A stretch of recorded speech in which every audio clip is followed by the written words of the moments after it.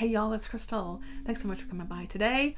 Just kind of a little chat video today. I wanted to talk about something that I have realized that I really enjoy, and that is after reading Moon of the Crusted Snow here recently. This is by Waubgeshig, and is that I really like quiet horror stories. And what do I mean by quiet horror stories? Well, usually they're kind of more of a slow build in the storytelling. The story takes its time with building up this dread and terror and fear, and as we watch our characters, kind of experience, what is going on around them. And again, it's just usually is a more quiet type of story. It's not going to be a lot of action, not necessarily a lot of blood and guts. We all love blood and guts from time to time. Don't get me wrong, but sometimes you just kind of want to just kind of be slowly build this story and really feel for the characters as you go along, because sometimes stuff we know just ain't gonna end right. You know what I mean? Okay, so yeah, after reading Moon of the Crusted Snow, which I absolutely loved, I said, gosh, what are some other kind of quiet stories that I've really enjoyed? So I have a little list of those, and also give me some recommendations because I need more quiet horror in my life. And so Moon of the Crusted Snow, I'll talk a little bit about that one. Takes place in a small community, a native reserve in the sort of upper areas of Canada. It's pretty remote, and they keep to themselves. And what we find is something has gone on, and as they slowly lose, the satellite goes out, the cell phones stop working, the landlines stop working, the power goes out, and then strangers show up to their area, and the story just like I said, it just slowly evolves into WTF, right? And by the time you hit the ending, you're just kind of like, whoa. As we follow these people dealing with not knowing, because they don't know what's going on, because they're so cut off, from the sort of greater, larger community, and yeah, we just, like I said, we just follow them as they're trying to make it through the winter, and with sort of dwindling supplies, all of that kind of stuff. That stuff is terrifying to me, and so yeah, I just absolutely loved this book. And so here's a little list of some quiet stories that I really enjoyed. So if you were into that, like I said, the slow build, really spending time with characters, and where the horror is there, but it's not so much, like I said, blood and guts in your face, right? So here's a few.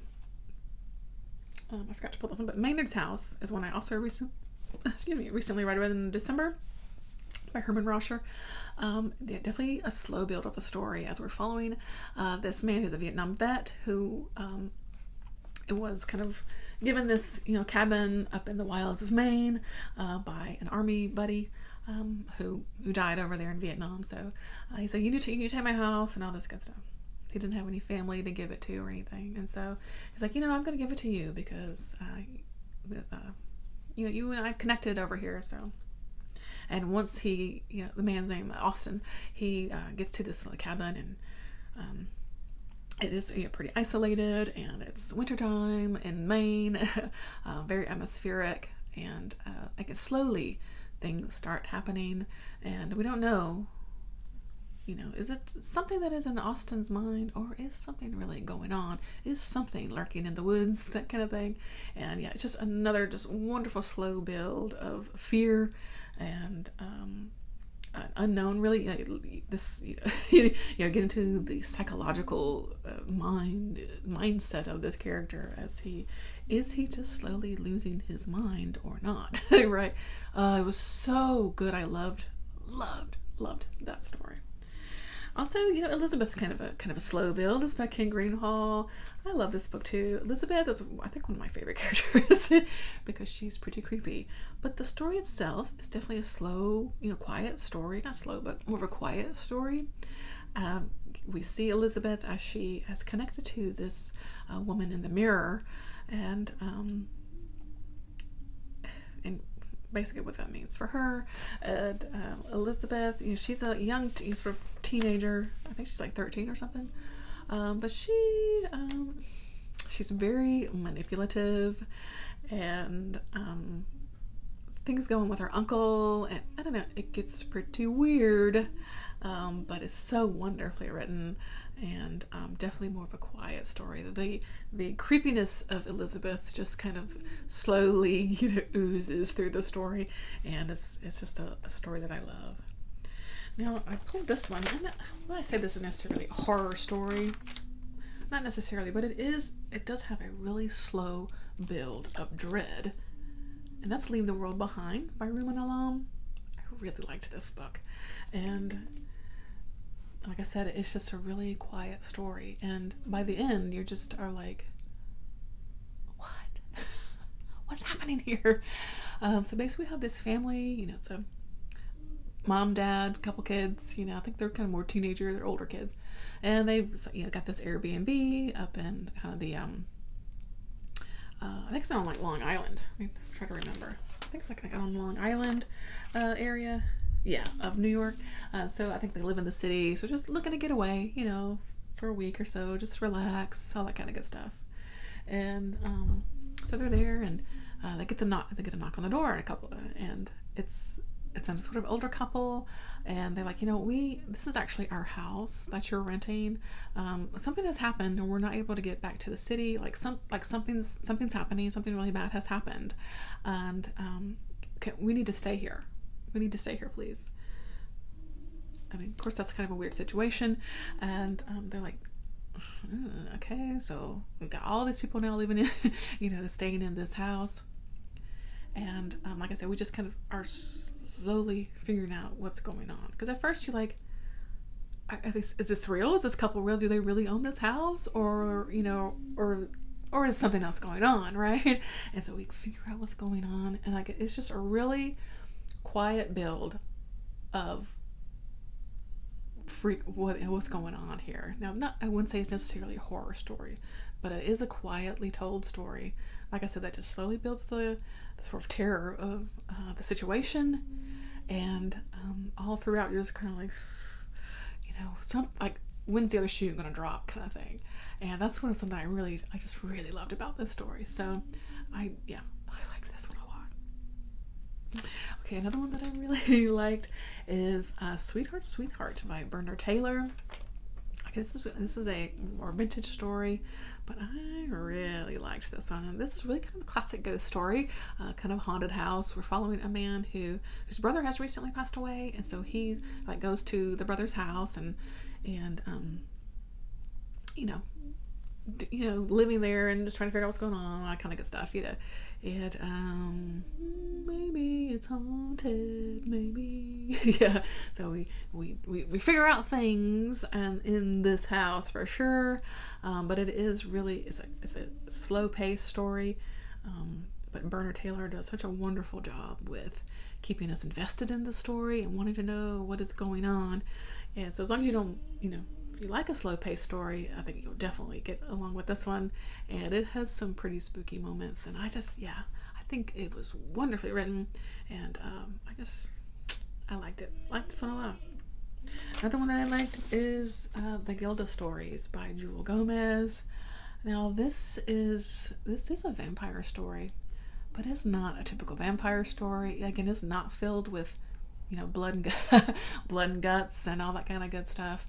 But it is really, really wonderful. And this I think overall is just a overall quiet story. When you say quiet, right? There's a woman named Gilda, and she's a vampire, and we follow her starting from the early, mid 1800s up until, what's the last date? Up through 2050. And so we follow Gilda as she's, kind of rolling with the times, and, as the times are changing, and it's just really wonderfully written. Gilda as a character is super interesting.